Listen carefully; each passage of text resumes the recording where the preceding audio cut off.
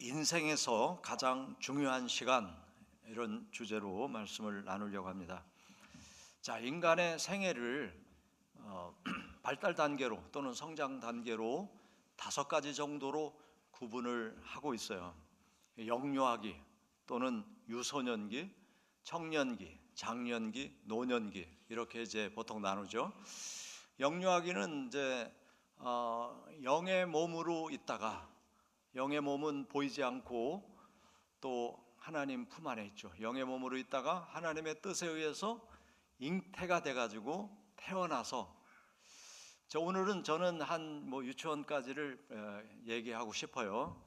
그런 기간이 영유아기다. 그러니까 탄생에서 유치원까지는 영유아기다. 이제 이렇게 말씀드리고, 그 다음에 초등학교 입학해가지고 고등학교를 졸업할 때까지 유소년기라고 이제 말을 하고요. 그 다음에 대학에 입학해서 취업을 할 때까지, 그거를 길게 20세에서 30세까지, 이때를 청년기라고 이제 얘기해 봅니다. 그리고 이제 30대 직장에 취업하고 또 결혼하고 이렇게 해서 은퇴할 때까지, 보통 이제 은퇴가 60세, 62세, 65세 이렇게 하죠. 그때까지가 장년기다. 그리고 은퇴 이후는 노년기다. 이렇게 이제 얘기할 수 있을 거예요. 자, 그러면 여러분은 지금 어디에 속했는지 아시겠죠? 자, 오늘 생각해 보세요. 이렇게 5개로 구분이 되는 인생 중에 어떤 기가, 그러니까 유년기, 유아기, 청소년기, 장년기, 노년기, 어떤 기가 가장 중요할까요? 어떤 기가 가장 중요해? 그래도 청년기가 좋았지. 할 수는 있어요. 그런데 좋았으면 뭐해? 지금 누릴 수 없는데. 그래서 오늘 주제가 그런 거예요. 인생에서 가장 중요한 시간이 어느 시간이냐? 근데 이제 이런 인생의 문제를 우리가 공부했죠, 이미. 솔로몬은 뭐라고 했어요? 솔로몬은 해 아래 육체를 가지고 살아가는 이 모든 기간은 헛되고 헛되며 헛되고 헛되도다. 바람을 잡는 것처럼 헛되다. 그러니까 이제 그러면 육체로 사는 기간이 무의미하냐? 그건 아니에요. 지금 솔로몬이 하고 싶은 말이 뭔지를 우리가 나눴습니다. 이 세상 육으로 사는 게 다 헛돼. 그럼 무의미해. 살 필요가 없어. 그런 얘기를 하고 싶은 게 아니란 말이죠. 그게 뭐였죠? 육을 위해 사는 건 허무한 것이지만 육체로 사는 동안 너의 본질인 영으로 살면 의미 있어. 그 얘기를 하고 있단 말이에요. 그러니까 결론이 그거였어요. 영으로 계신 하나님을 경외하고 그분이 해주신 말씀으로 살면 너가 행복하다. 그 말씀을 해주신 거예요. 그러니까 우리가 지금 노년기에 있든지 장년기에 있든지 가장 중요한 거는 보이는 세상 육체로 사는 건 허무할 수밖에 없다는 거고, 이 세상을 살 때 하나님이 이 땅에 왜 보내주셨나? 하나님이 보내주신 그 뜻, 그 영성, 그거를 알아차리고 그걸로 살면 육체의 삶이 재밌고 행복하고, 또 이거 하나님이 부르실 때도 하나 아쉬운 게 없이 주님 품으로 나아갈 수 있는 거다. 그런 말씀을 우리가 찾아볼 수가 있습니다. 자, 오늘 그래서 이제 어떤 성장기에 있든지 우리 인생에서 이 인생을 허무하지 않게 가장 행복하게 복되게 살려면 어떻게 해야 될까? 이런 거를 오늘 나누려고 하는데요. 자, 톨스토이가 쓴 3가지 의문이라는 단편 그 소설이 있어요. 그거를 다 아시겠습니다만은 다시 한번 말씀을 나누려고 합니다. 자, 톨스토이가 사실은 자기가 그런 궁금증을 가졌고 그거를 글로써 잘 이제 표현을 해줬다고 보여집니다. 어떤 얘기냐면, 어떤 임금이 있었는데 그 임금이 이제 임금 역할을 하면서 지내다 보니까 3가지가 궁금했다는 거예요. 내가 이 임금으로 일을 하는데 이 일 중에 어떤 일이 그렇게 중요할까? 중요한 일을 알아서 하고 싶었던 거예요. 또 내가 이렇게 이제 하루 이틀 살아가는데 어떤 날 어떤 시간이 내 인생의 가장 중요한 시간일까? 이게 또 궁금했어요. 그리고 임금이니까 뭐 신하도 만나고 백성도 만나고 뭐 대소 신료들을 만나는데 누구랑 만나는 게 가장 중요한 만남일까? 이런 게 이제 궁금했어요. 그래서 이제 신하들에게 물어봤어요. 내가 이 세 가지가 궁금한데 나에게 있어서 나에게 어떤 일이 중요하냐, 또 어떤 시간이 중요할까, 누구랑 만나는 게 가장 중요할까, 좀 내가 이 궁금증을 너희들에게 얘기하니까 좀 말해보라고. 근데 뭐 다 뭐 이제 이야기하지만 임금의 마음에 무릎을 칠 만큼 그거구나 이런 대답이 없었어요.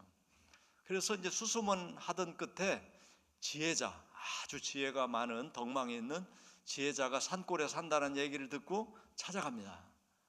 찾아가가지고 물어요. 내가 이런 세 가지 궁금증이 있는데 좀 말해볼 수 있어? 하니까 이 지혜자가 그냥 반만 갈고 있어. 대답도 안 하고 그냥 반만 갈고 있는 거예요. 그래서 이제 말할 때까지 기다리고 있는데 숲속에서 한 청년이 뭐 헐레벌떡하고 뛰어나오는데 이게 피투성이가 돼 있어요. 그걸 보고 임금이 아이고 이거 이러다 죽겠네 하고서는 자기 옷을 찢어가지고 피를 이렇게 이제 상처난 데를 감싸주고 이렇게 해서 이제 보냅니다. 근데 이제 나중에 알고 보니까 그 청년은 임금에게 아주 불만이 있는 그런 청년 신하였어요. 어떤 신하였는지는 모르지만 그랬는데 이 청년이 아마도 사냥을 가다가 이제 그렇게 된 것 같아요. 근데 임금이 이제 누군지도 모르지만 하여간 피 흘리고 있는 그 청년을 잘 감싸줬단 말이에요. 그걸 보면서 이제 청년은 임금을 알잖아요. 임금이 따뜻한 마음이 있구나. 그래서 마음을 바꿔먹고 그때부터 충신이 됐다는 거예요. 자, 이제 이런 일이 한바탕 지나가고 나서 임금이 그 지혜자에게 물었어요. 자, 안맛도 안 하는데 좀 알려줘 보세요. 뭐라고 말 좀 해보세요. 그랬더니 지혜자가 이제 드디어 말을 하는데 지금 임금님이 궁금해하시는 그 세 가지를 다 하셨습니다 하는 거예요. 지금 임금님이 하신 그 신하를 돌본 신한지도 모르죠. 그 청년을 돌본 일이 임금님 인생에서 가장 중요한 일이셨고요. 또 그 청년을 만났는데 그 청년이 임금님에게서는 가장 중요한 사람이었고 임금님이 그렇게 하신 지금 일하는 이 시간이 임금님에게는 가장 중요한 시간이었습니다. 그러면서 바로 지금 이 시간이 우리가 살 수 있는 그 시간이라는 거예요.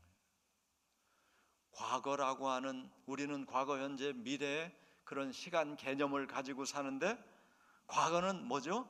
지나가 버린 시간이에요. 여러분, 우리는 추억을 곱씹으며 그때를 그리워할 수 있어요. 그렇지만 그때로 돌아가서 살 수 없고 그 그리움을 가지고 현재를 살 수도 없습니다. 또는 미래의 아름다운 꿈을 꾸고 내가 언제가 되면 또 뭐가 달성이 되면 그때는 행복할 거야. 아무리 그림을 그리고 그걸 꿈꿔도 그게 오지 않을 수 있습니다. 그러니까 인간의 삶의 현장이라는 현주소라는 것은 지금 여기라는 거예요. 이건 이미 뭐 신학자들도 얘기하고요. 그래서 인간의 현주소가 어디냐? Here and now, now and here. 지금 여기다. 지금 여기다. 그러면 오늘 저와 여러분의 가장 중요한 시간, 중요한 만남, 중요한 일은 뭘까요? 지금 시간, 예배하는 일, 이거보다 더 중요한 일은 없어요. 예배 오시기 전에 있었던 어떤 중요한 일은 이미 과거가 됐죠. 그리고 예배 마치고 오늘 오후에 뭘 하려고 하는 스케줄, 그건 안 올지도 몰라. 그러니까 가장 중요한 거는 지금 이 시간이야. 근데 지금 이 시간에 예배 일에 집중을 안 하시고 딴 생각을 하고 있다면 나에게 주어진 그 귀중한 한 번밖에 없는 그 시간을 허비하는 거예요. 그러면 그 시간을 허비해서 과거로 돌려보내면, 허비한 시간이 쌓이면 나의 과거는 추억할 게 별로 없어요. 그러니까 항상 지금이라는 이 시간은 나에게 하나님이 주신 선물인 거예요. 지금은 은혜 받을 만한 시간이에요. 지금은 구원의 그 삶을 누려야 되는 시간이에요. 할렐루야. 여러분의 인생에서 가장 중요한 만남은 어떤 만남이었습니까? 혹시 대통령을 만나셨나요?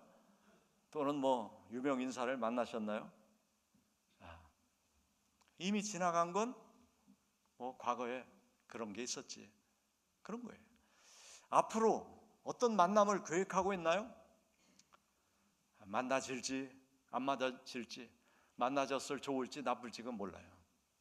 지금 우리에게 가장 중요한 만남은 저와 여러분, 그리고 영으로 계신 하나님, 그 하나님을 만나고 그 하나님을 느끼고 오늘 이 예배의 자리에서 함께 말씀을 나누는 이 만남이야말로 우리 인생에서 가장 중요한 만남이다. 이걸 잃어버리면 어떻게 돼요? 그 중요한 찬스가 왔는데, 그 만남의 시간이 허용되었는데 그거를 허무하게 버려버린 게 되는 거예요. 지금 다른 걸 생각하고 있으면, 다른 만남을 지금 머릿속에 구상하고 있으면 지금 만나서 누려야 될 거를 못 누리고 있는 거란 말이죠. 할렐루야.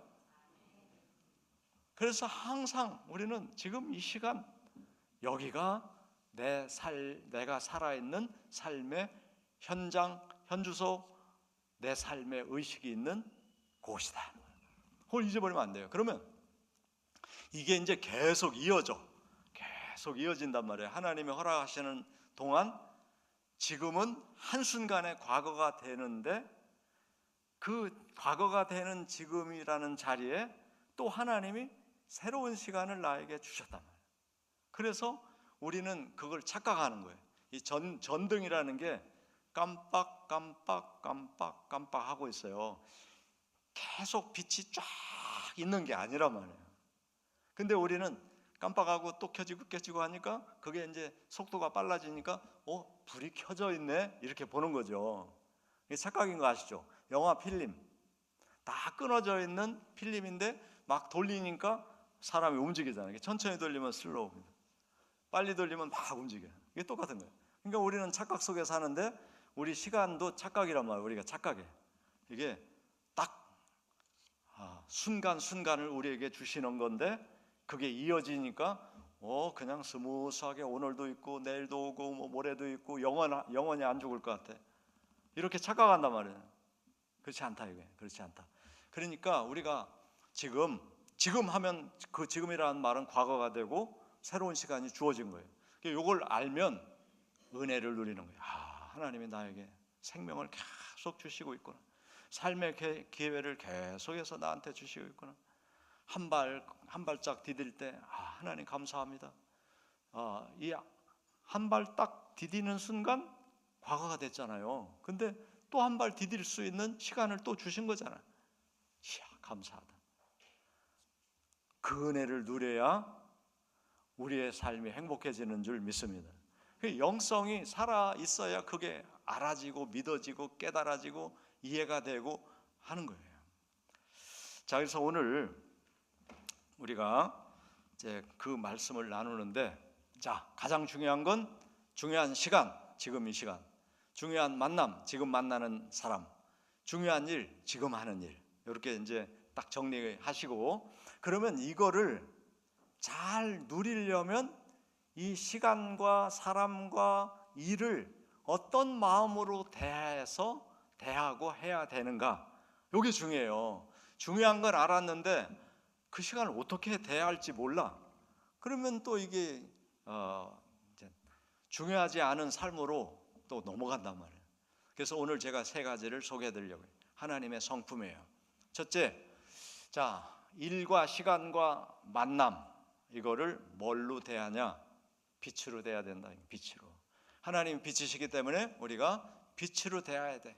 근데 그 빛이 본질이 뭐냐면 선함이야. 선함. 빛은 악이 아니에요. 선한 거야. 착한 거야.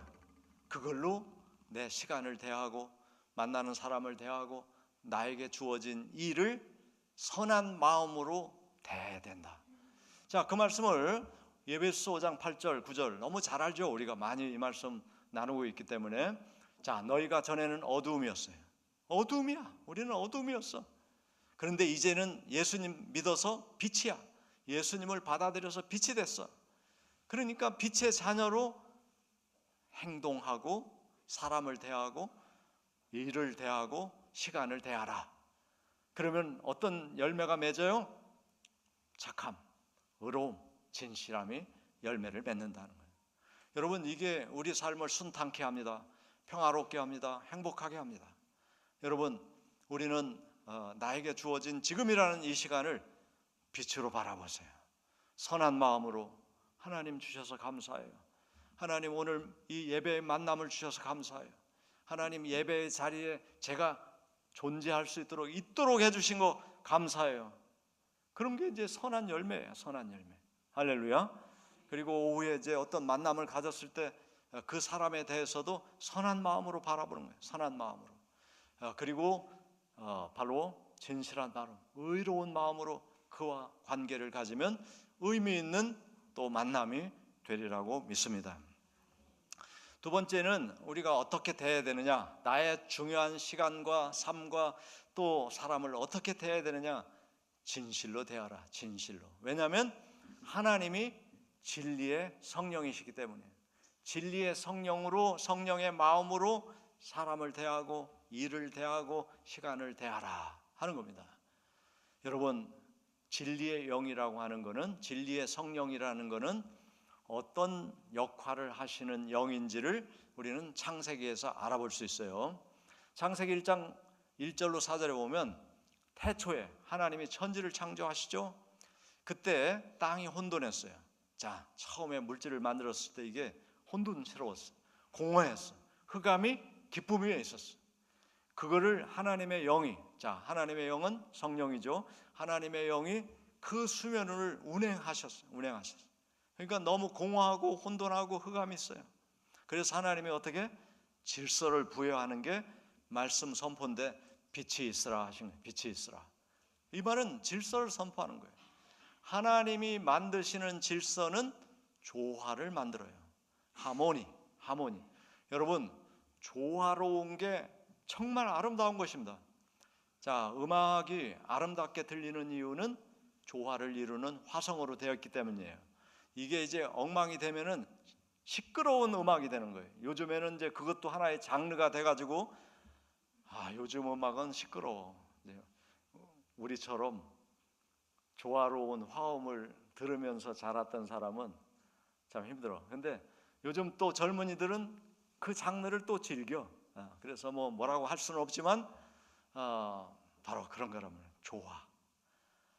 불협 화음도 하나의 조화로 인정하는 시대가 이제 온 거예요. 왜? 가다 재미가 없으니까 그렇게도 하는 거지. 자, 그래서 모든 게 하나님이 만드신 건 다 질서가 있고 조화로워. 여러분, 꽃을 보세요. 꽃이 아주 작은 꽃부터 큰 꽃까지 어떻게 그렇게 균형이 맞고 대칭이 맞고 색깔이 맞고 조화가 되는지 몰라요. 여러분, 이끼가 꽃을 피는 거 보셨나요? 어떤 분이 그걸 알려줘가지고 이끼 있잖아요. 소나무 이끼 이런 거. 그냥은 꽃이 안 보여요. 근데 휴대폰 돋보기 확대해가지고 이렇게 들여다보니까 거기 그냥 샛별처럼 꽃이 쫙 있는 거야. 한번 보시기를 바랍니다. 1년 12달 피어 있는지는 모르겠어요. 저는 그분이 보라고 하는 때 봤는데 여름인 것 같아. 꽃이 그냥 이끼꽃이 눈으로는 절대 안 보여요. 눈으로는 꽃이라고 보이지 않고 이끼가 꼈네. 그런데 들여다보면 꽃이 있어요. 이렇게 모든 하나님이 만드시고 하나님이 조합하시는 이 세상은 하모니를 이룬다. 조화를 이룬다. 자, 그런데 그 조화를 깨트리는 유일한 인종이 있는데 그게 인간인 거예요. 조화를 거슬리고 깨트려요. 그래서 우리는 진리의 성령을 통해서 영의 사람이 돼서 모든 시간, 모든 일, 모든 사람을 이 하모니, 조화, 질서로 대해야 된다. 자, 동양과 서양의 인간관계가 다른 문화가 있어요. 동양은 상하 관계로 인간을 봤어요. 상하 관계. 윗사람, 아랫사람. 그게 이제 공자의 역할이죠, 공자. 상하 관계. 그래서 다 이런 상하 관계, 남녀 관계, 남자가 위고 여자가 아래. 그리고 이제 나이 먹은 사람이 위고 나이가 어린 사람은 아래. 다 상하 관계로 만들었는데 서양 기독교 문화를 가진 나라는 수평 관계입니다. 애들이고 어른이고 수평이에요. 남자고 여자고 수평이에요. 근데 뭘로 조화를 이루냐면 서양 사람들은 영역이에요. 영역. 내 영역이 있어. 너의 영역이 있어. 여성의 영역, 남자의 영역, 할아버지의 영역, 손자의 영역. 그거를 인정해 줌으로 조화를 이루는 거예요. 근데 동양은 윗사람을 대접하고 아랫사람은 순종하고 이런 관계로 하모니를 만들려고 하는데 지금은 이제 이게 무너지고 있죠. 지금은 무너지고 있어요. 자, 그래서 인간은 조화를 찾아야 돼요. 근데 그 조화와 하모니는 성령 하나님 안에 있다. 그래서 성령을 우리가 충만하게 인정하고 성령 안에서 나에게 주어진 시간을 진실로 그 진리의 원래로 바라보고 나와 함께하는 사람을 성령의 감동으로 그와 조화를 이루도록 대하고 나에게 주어진 일을 성령에 의해서 그 일을 바라보고 할 때 그게 복이 되는 거예요. 할렐루야. 자, 세 번째는 자, 나에게 중요한 이 세 가지 시간, 일, 사람을 사랑으로 대해야 된다. 사랑. 왜냐하면 하나님이 사랑이시기 때문에 사랑으로 대해야 된다. 자, 이 말씀이 요한일서 1장 4장 10절로 12절에 있죠. 사랑은 여기 있다. 우리가 하나님을 사랑한 게 아니고 하나님이 우리를 사랑하셨다. 우리 죄를 속하기 위하여 화목제물로 그 아들을 보내신 게 하나님의 사랑이다. 사랑하는 자들아, 하나님이 이처럼 이같이 우리를 사랑하셨은즉 우리도 서로 사랑하는 것이 마땅하다. 어느 때나 하나님을 본 사람이 없으되 만일 우리가 서로 사랑하면 하나님이 우리 안에 거하시고 그의 사랑이 우리 안에 온전하게 이루어진다. 할렐루야. 하나님이 우리를 사랑해 주신 것처럼 우리도 사랑해라 하는 거예요. 그래서 이 사랑의 영성을 회복하고 사랑으로 일을 대해, 사랑으로 사람을 대해, 사랑으로 나에게 주어진 시간을 대해. 그러면 그게 행복이 되는 거예요. 천국이 되는 거예요. 자, 이제 우리가 말씀을 배웠어요. 당장 우리가 항상 어느 곳에 있든지 지금 여기가 내 인생에서 가장 중요한 시간, 중요한 만남, 중요한 일이란 말이에요.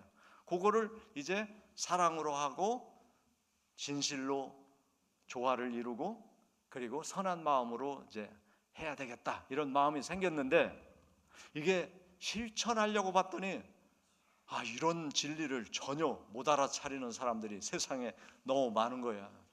그래서 예수님이 걱정이 되니까 이 말씀을 하셨어요. 마태복음 7장 6절에 거룩한 것을 개에게 주지 마. 너의 진주를 돼지 앞에 던지지 마. 그들이 그것을 발로 짓밟고 돌이켜 너희를 찢어 상하게 할까 내가 걱정돼. 이 말씀하셨어요. 자, 그래서 그러면 이 말씀을 우리가 잘 이해할 필요가 있는데, 그러면 사람들, 예수 안 믿는 사람들하고 상관을 하지 말고 살으라는 말씀인가? 그냥 예수 믿는 사람끼리 살으라는 얘기인가? 그 말씀이 아니죠. 왜냐하면 너희는 모든 민족 세상으로 찾아가서 내 복음을 전하라 그랬잖아요. 그러면 이 개들한테 가야 돼, 돼지한테 가야 돼. 근데 이 말씀이 상충되는 말씀이 아니에요. 왜냐하면 자, 우리가 어떻게 이해하면 되겠습니까? 이 세상 정말 죄송합니다, 개 같은 사람 많아요. 근데 우리나라는 요즘 개가 이제 굉장히 존중받는 시대예요. 애완견을 얘기하는 게 아니에요. 이 성경에서 지금 이스라엘 사람들에게 개라고 하는 거는 어떤 존재냐면 그때 들깨떼들이 꾀가 아니라 들에 사는 개들 이런 게 너무 많았던 거예요. 너무 많아가지고 뭐 전염병 옮기고 또 뭐 이제 양들 막 물어가고 이런 게 많아서 이스라엘 사람들의 생각 속에는 개는 아주 싫은 존재야. 그런데 이스라엘 사람들이 또 깨닫고 보니까 그런 들깨와 같은 인간들이 있는 거예요. 인간들이. 그러면은 들깨처럼 막 어떤 나쁜 것들을 서로 뭐 옮겨주고 물어뜯고 잡아뜯고. 야, 우리나라도 지금 최근에 여러분 뉴스 보면 어떻습니까? 물어뜯죠, 서로. 죽고 살기. 이게 뭐예요? 들깨지. 자, 그뿐만 아니라 돼지 같은, 돼지의 상징은 왜 돼지를 못 먹겠냐? 중동은 날씨가 더워서 뭐 잘 상하는데 뭐 그런 설도 있고요. 근데 하나님이 구별하신 거는 돼지는 초식만 딱 하면은 먹으라고 하겠는데 풀도 먹고 썩은 뭣도 먹고 다 먹어. 그리고 환경이 너무 더럽게 자기 환경을 더럽게 해. 여러분 고양이는요 얼마나 깨끗한 동물이야. 대소변을 이제 하고서는 다 흙으로 묻어. 뭐 그렇게 다른 짐승들은 다 그런 것들을 적절하게 할 줄 아는데 돼지는 그게 안 돼. 어쨌든 그래서 불결한 특징이 있기 때문에 저는 정결을 추구하는 이스라엘 율법에서 돼지가 죄됐다 이렇게 보는 편이에요. 음식의 뭐 문제 때문이라고 보다는. 자, 그런데 그런 인간이 있다 이 말이에요. 여기서 말씀하는 개와 돼지는 인간을 얘기하는 거예요. 인간을. 그러면 그들에게 복음을 줬다? 물어뜯는다 이거예요. 그리고 복음의 그 값진 진주와 같은 그 복음을 짓밟아 버려요. 자, 그런 사람에게는 주지 말아야 된다 이렇게 되어 있는 거예요. 그럼 어떻게 해야 돼? 복음 전하지 말라는 뜻이 아니라 우리가 그들이 개가 변하여 정말 그 순전한 복음을 받아들일 수 있는 사람, 이게 진리가 뭔지 이것도 모르고 욕심 탐심 정욕으로 살아가는 돼지 같은 그 인생이 하나님의 복음을 바라보고 좀 개과천신해서 새로운 사람이 되기를 우리가 품고 기도하고 좋은 영향을 줘서 그들이 복음을 받아들일 때까지 우리가 지혜롭게 그 일을 해야 된다는 거예요. 그런 다음에 같이 진리를 나누고 복음을 나누고 우리가 이렇게 인생이 귀중한 걸 살아가는데 이거를 선하게 살아야 된다, 진실하게 살아야 된다, 사랑으로 살아야 된다, 그런 걸 나눌 수 있는 거지. 그런 준비가 돼 있지 않고 들을 마음이 없는 사람에게는 백날 얘기해도 너를 물고 찢을 거야 이 얘기 있잖아요. 사랑하는 성도 여러분, 오늘 우리가 당장 그래서 진리의 말씀을 삶의 현장에서 실천할 수 없을지도 몰라요. 그렇지만은 우리가 그런 사람들을 위해 기도해야 되고 그 사람에게 선한 영향력을 주어서 점점점 바뀌도록, 그게 우리의 사명이에요. 자, 그렇게 하면 어떻게 됩니까? 그 복을 누려. 우리가 복을 누려요. 자, 요한복음 13장 17절에 이렇게 말합니다. 너희가 이것을 알고 행하면, 자 이제 이렇게 알았어. 알고 행하면 복이 있으리라. 아멘. 계시록 22장 7절, 보라 내가 속히 올 것이다. 이 두루마리의 예언의 말씀을 지키면 복이 있을 것이다. 자, 이제 우리는 그런 마음으로 적어도 우리 가족이 인가 기도가 되면 이 복을 누리게 돼요. 오늘 말씀 너무 좋았어. 그렇지, 우리 인생의 가장 귀중한 건 지금 이 시간이야. 지금 이 시간 당신과 만나는 이 시간 우리 웃자, 행복하자, 기쁘게 살자. 이렇게 이제 둘이 다 예수 믿으면 돼요. 그게. 그럼 그러네. 내가 왜 짜증내고 있지? 왜 또 내가 화내고 있지? 빨리 돌이켜진단 말이에요. 자, 그렇게 살아야 돼. 근데 내가 전도해야 되는 전도 대상자는 전혀 받을 준비가 안 돼 있어. 그러면 그 사람을 위해 기도해야죠. 할렐루야.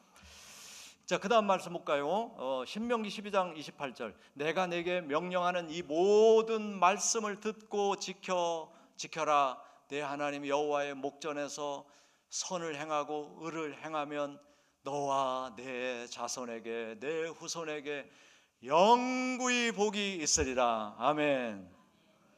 자, 이제 이 복이라는 개념을 이제 비판하는 사람들이 있어요.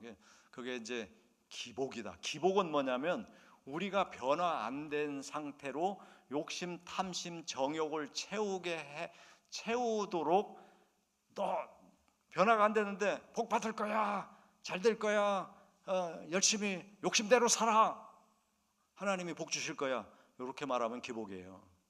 근데 우리가 변화되지 않으면 하나님의 복을 누릴 수 없어요. 진리를 알고 그 진리 안에 살면 하나님의 복을 그때 누리는 거예요. 이건 기복이 아니에요. 그래서 세상 사람들이 비판하는 건 그냥 이기심을 부추겨 줄 때 기복신학이라고 하는 거예요. 근데 우리는 욕심, 탐심, 정욕은 십자가에서 못 박혀 죽었고 이제 내가 사는 건 예수 그리스도의 형상이야. 할렐루야. 그래서 우리는 선하게 대하는 거예요. 진실하게 하는 거예요. 사랑으로 하는 거예요. 이거는 기복이 아니라 인간이 추구해야 될 행복이란 말이에요. 아멘. 이거를 우리가 누리게 되는 거죠. 자, 그렇게 마태복음 24장 46절에 예수님이 이랬죠. 주인이 올 때, 내가 다시 올 때 너희들이 이렇게 살고 있는 것을 보면 너에게 복이 있다. 아멘. 여러분, 주님이 오실 날이 멀지 않았어요. 멀지 않은 것 같아, 느낌이.